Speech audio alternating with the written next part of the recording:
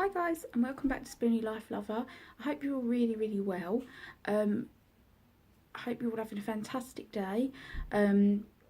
This video, as you can tell by the title, is going to be a look inside my medication bag, which I've got on my lap, and some extra medication around me. So if you see me looking down and to this side, that's why. I'm also going to show you how I store my medication and how I distribute it. Keep this video as short as I can.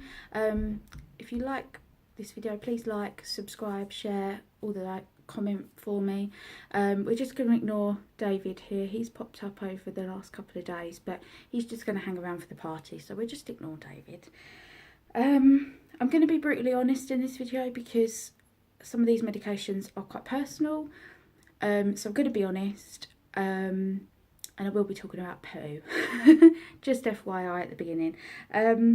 So I'm going to get started because that is how it is with chronic illnesses. You have to be honest, and I've got many, so that's how it is. So the first one that I'm going to start with is my main pain relief, which is fentanyl. And these come in this box. I'm on 75 micrograms per hour, and I have a patch every 3 days, and they come like this in a little plastic pouch, and you rip it and it comes in it's a small patch, a rectangle, and it's got a cellophane on the back, and you stick it, and I wear it on my chest. You can wear it on your arms, but it has to be upper body, and I find it easier to stick it sort of boobage basically. So yeah, and these are very good pain relief, but they have a lot of side effects, so you have to beware. They are very strong. They're about 100 times stronger than morphine, so they are not to be given or taken lightly. It's a serious drug. I'm currently in the process of lowering my dose and potentially coming off of this kind of pain relief because it will be blacklisted for people who have not got cancer very soon. So you will only be able to have fentanyl if you have cancer and cancer related pain. Not sure how I feel about that, but that's a debate for another day. So that's currently my main means of pain relief, my fentanyl. So if I'm in a hell of a lot of pain and the fentanyl is just not cutting it, I need extra, but I literally have to be the point where I am rolling the bed to take this. This is what I've been given to like top up on, and this is Oxynorm liquid. And as you can see there, you take for 5 mils, so a 5 ml spoon, you take, let's cover me up and it might focus a bit better, you get 5 milligrams. So it's same as a tablet. If you take a 5 milligram tablet, you have to take 5 mils of this to equal 5 milligrams. So I take about 10. It doesn't really touch me, to be fair now, but it does take the very edge off, and sometimes that's all you need to be able to get some sleep, and that is important when you've had no sleep for days and days and days and days. So I always wear the patch. This is very last resort. As you can see, I have a lot in the bottle, and this is an older bottle, so I don't use it very often. The pain relief I do choose to use on top of my fentanyl, if I so desire, is paracetamol. It doesn't really do much, as you can imagine, but I choose to take it regularly. It also helps with any headaches that I suffer with, and any other kind of pain that I have for other conditions. But I just take it because my pain team have told me that it boosts the power of some other medication that I'm taking, so that's why they recommend that I take this. And then the other pain relief that I take is called naproxen, and this is 250 milligram. They do a 500 ml, but naproxen is a very strong anti-inflammatory medication, and as with any anti-inflammatories, you have to take this with food, and I only have half a stomach, so I can't eat the quantity of food that's required for me to have 500 milligram tablets in one go. So I can take 2 of these a day, but obviously that only equals 500, not 1,000 that you'd be getting if you took 2 500s, if that makes sense. So these are good if I need that extra, because they work differently to the morphine. So these are a good choice for me. So that's kind of pretty much most of the pain stuff sort of done. The next thing I'm going to talk about is my immunosuppressant at the moment that I'm on, and this is Humira, and this comes like this in a syringe. So you've got number 1 and number 2. You pull off number 1 and you pull off number 2. You push number 1 close to your skin. You don't see the needle at any point, and you push down the safety catch and you push down number 2 and the needle shoots into your skin. Don't feel it, I don't, and I don't really have many side effects apart from a headache. So I get 40 milligrams and I take this once a week. So that's what that looks like. If you would like a separate video showing you how I inject, where I inject, and a whole another reason of why I'm using Humira and my Humira journey, please feel free to ask and I will be happy to film that for you. So that's my immunosuppressant. The reason this has to be stored in the fridge, so important, it must be stored in the fridge. The reason it's out of the fridge is because I'm actually injecting tonight, and it has to come to room temperature before you inject. So, and it can be out of the fridge for up to 14 hours before you inject. So that's why I've taken it out of this video. And also after my dinner, I always inject about 6:30, 7 o'clock. Right, let's get on to my actual bag now of medication. I take a daily beta blocker called Bisoprolol. This is because I have supraventricular tachycardia, so my heart rate is very fast and my heart beats at an unusual rhythm sometimes. The main reason I have this is because, or the heart problem is because I've had over 30 general anaesthetics. So I take 2 of these in the mornings, that's 5 milligrams, and 1 at night. They just keep my heart beating a lot slower than what it would if I didn't have these. So that's that, that's nice and easy. This one's easy too. Duloxetine, 60 milligrams. Duloxetine is an antidepressant. Been on antidepressants for a very long time, not ashamed of it. Do currently have counselling as well, not ashamed of that. Not ashamed that I've had mental health problems in the past, not ashamed.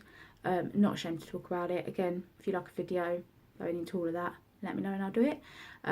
Not worried about talking about that at all, and neither should you be. If you're suffering, go see your doctor, get some help, talk about it, talk to a friend, talk to a family member, talk to someone, talk to me, talk to anybody. If you're suffering, talk. These are amazing for me. These also help with another condition that I have called complex regional pain syndrome, which I have in my left leg because I've had so much surgery on it. The nerves are completely scrambled and don't know how to travel through the nerve endings properly. So these are also good for that. So they have helped a lot with that, and also they have helped with my depression. These are a relatively new thing for me. Only been on them about 3 months, and they're very, very good. Next one I take is Lansoprazole. This is a antacid kind of thing, a bit like your Gaviscons and stuff like that, but a more permanent version. This is because this is 30 milligrams, and this is because I only have half a stomach, and it stops the stomach acid coming up and aggravating my tiny stomach, basically. So that's that. The next one is Ondansetron, 4 milligrams. This is an antiemetic, so it's an anti-sickness. This is my morning anti-sickness, and it's brilliant. If I feel very, very sick, this is my choice, but you have to only take it, I can only take 2 in a day, so I do have another one, but this is very, very good, as sometimes with morphine, especially if I do have to take this one, I need extra of this as a must with that. So that I take 1 in the morning on a standard day, and the other one I have is, I'm not very good at this, am I? Is metoclopramide, and this is my nighttime antiemetic, so my nighttime anti-sickness. Been on this about 3.5 years. Really find it very, very good. I feel very nauseous quite a lot of the time, and it can come on very, very suddenly. We're not sure why that happens to me, but it does. And it could be the medication, it could be other problems, we are not sure.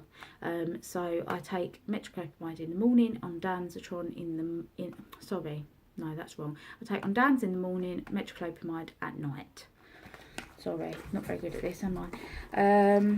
But I'm learning, so we'll forgive, won't we? The next one I have in here is Dusolin.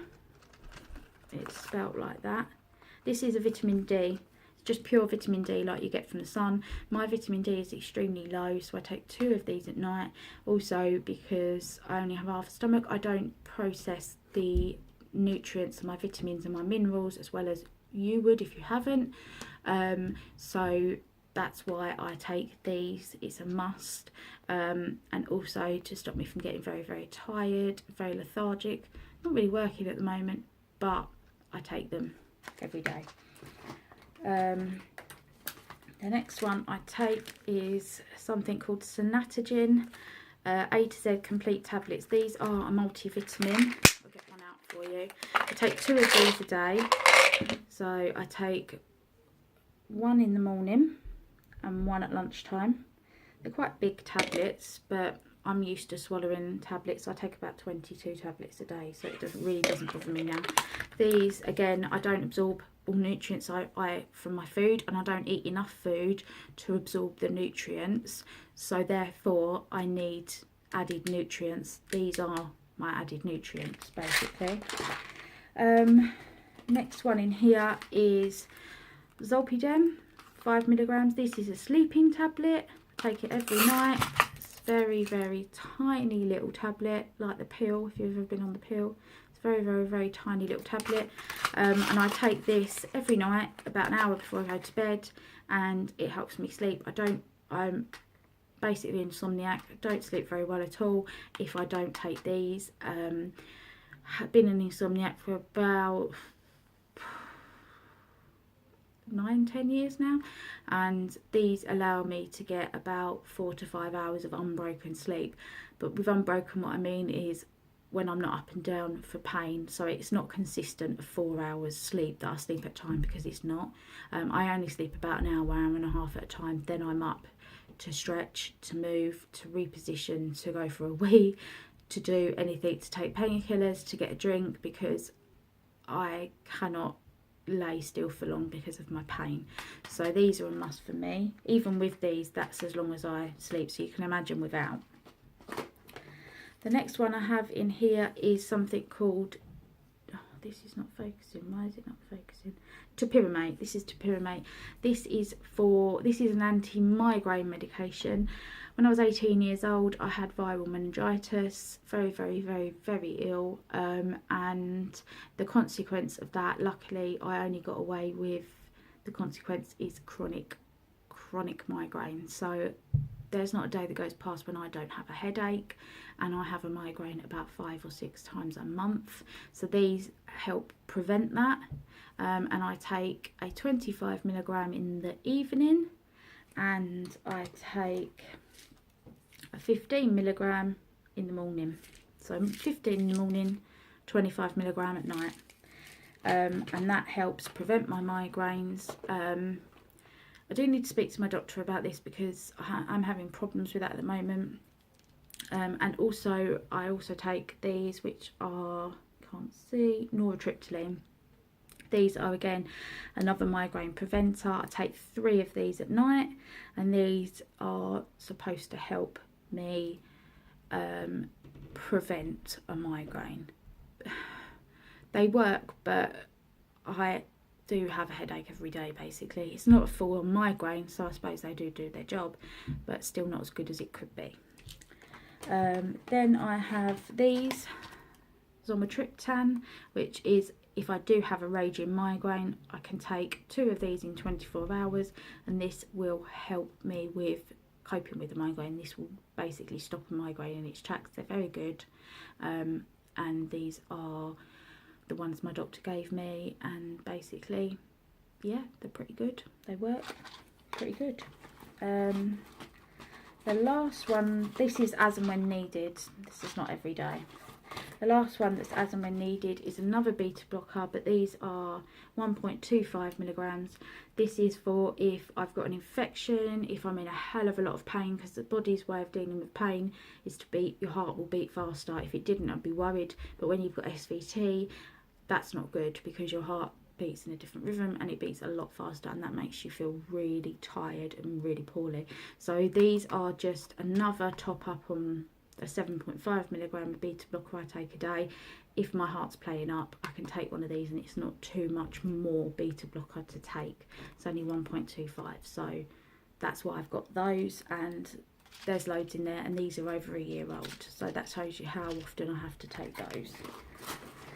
The last two in here is my Ventolin asthma pump, which I use as and when required. Again, could be once a month, could be more than that, could be less than that, just depends on how things are and how things are going. Just depends. Have been asthmatic since I was about 16, got diagnosed. The last one in here is something called Docusate Sodium. These are quite cool little things. They're like a little pearl tablet. These are for constipation. These try to prevent you from getting constipated, because if any of you are on morphine, or if any of you are on any kind of narcotic medication, you will know that constipation is a very, very common and unfortunately dreadful side effect of morphine. And fentanyl is 100 times stronger than morphine, so you are going to be constipated. So these are a must, as is this. This will help you go to the toilet as well. It's called Movicol liquid. I mix 25 mils of this into some flavoured water, and I can take this up to 3 times a day to help with constipation as well. It does help, it's brilliant, and basically it's just more comfortable. That's the way, it's the politest way I can put it. Fentanyl, like I say, is 100 times stronger than morphine, and it does have that dreadful side effect, and any pain team will tell you, they will prescribe, if they prescribe you morphine, they will prescribe you a laxative, because you are going to need it, I'm afraid. And this is the one that I get along with best. I don't get along with the powders, because the powders you have to mix with 125 mils of water. This you only have to dilute in 100 mils, and obviously with half a stomach I can't chuck down a lot of water in one go. So this is a lot more easy and comfortable for me, and I can sip it over time, or I can get it down within sort of 3 goes. So that's my chosen weapon against the constipation. Like I say, it is a taboo topic, but this channel is honest, real, and it happens and it affects my life, so I'm going to talk about it. So yeah, these are the 2 wars against that. So they're taken every day. And I also have the Oxynorm that I take. This is a liquid form because I find it works quicker and it works better, but I also do have them in capsule form for on the go. If I'm on holiday, or I'm out and about, or I'm out at night, or I'm at a friend's house, or I'm sleeping over someone's house, or I'm at a party, wherever I am, I carry these in a pill box, and I can take these. These are again 5 milligrams, so 5 mils of this would equal one of these. That's how easiest way to explain it. So these are the capsules of those. And that's everything in that bag. And then I have things like Prochlorperazine to deal with my vertigo whenever that comes on. And I have antibiotics on standby for my hidradenitis, which is what this is for, the immunosuppressant. And I also have a massive IKEA box full of dressings, full of packing, full of gauze, full of Instilla gel, full of wound care for my HS when it flares up. The method of storage I choose for my medications is this very cute little cosmetic, well, it's not little, it's quite huge, cosmetic bag from Primark, which I bought about 4 years ago, and I keep everything in there pill box wise, apart from this kind of stuff which stays in the kitchen, and that keeps my pills organised, and I keep this in my bedroom, and then I know where everything is. So that's how I choose to organise. And then I found this lovely contraption. So it's got all the days of the week up the front, and it comes in this little holder, and you can just, oh, I'm so sorry, you can just slide it in and out. I'm not making a very good job of this, am I? And it looks like this. So you've got your morning, midday, evening and night. And as you can see, I've taken my morning because I'm a good girl. I've taken my midday because I'm boss, and these are all the ones that I need to take between now and when I go to bed. So there's quite a lot in there that I need to swallow, and that will, yeah, be a mission for me until I go to bed. And then there's the sleeping tablet, but that's not in there. That I keep that in the vanity box, and I'll just take that before I go to bed. So yeah, these are really good, and I found this in Aldi, believe it or not, quite a while ago. But I just find it easier to sit down like once a week and just, I don't take that many in the morning, but to just fill it up, like to just sit down once a week and just do my weekly tablets. So therefore I'm not worrying too much. You know, if I'm late home one after, I don't think, oh, I've got to do all my medication. You know, it's all done once a week on a Tuesday. I sit down and fill it out, and then I just have a little medication pot, a little plastic pot that they give you in hospital, and I just pour, it just slides open. Won't slide, it just slides open like that, and you just tip them out. It's so easy, and I think this was like $1.99, but it's just the boss. It's just like so easy, and you just got the days of the week, and yeah, it's just an easy way of taking your medication, remembering your medication. I don't use any apps or anything like that to take medication. I just remember. I'm really good at that. Been doing it for so long now, for many years, since I've been a child, that I just remember to take it, and I get uncomfortable if I don't take it. So therefore I take it because I want to have the best control over my illnesses and disabilities that I possibly can, and that means taking your medication. So if you are bad at it, put an alarm on your phone, download an app, buy yourself one of these, however you find it best to put them somewhere where you're going to remember. Just find your little thing that works, because you do need to have good control over your illnesses and disabilities, because if you can't expect your doctors to do their best if you're not doing your best, and your best is remembering, sorting and taking your medication when it's meant to be taken and how it's meant to be taken. That's part of your deal, you know. So that's what I do. So that's it. So I'm not going to go into side effects because this video is already over 20 minutes long. If you want a separate video where I talk through each medication and the side effects that I have, if I have any, how long I've had that side effect, what that side effect is, again, let me know. Don't be afraid to tell me. Don't be afraid to ask. I will do it. I'm quite nice, you know. I'm quite approachable. Just whack it at me, and if I can do it, then I will do it. So that's it, guys. I hope you enjoyed this little look inside my medication stash. And I hope you all have a fantastic day. Like, comment, subscribe, all of that. Follow my Instagram. It's chronically_Chloe_88. It's always in the description box. And have a great evening. Have a great day, lunch, whenever you're watching this. And be safe and be well. Bye.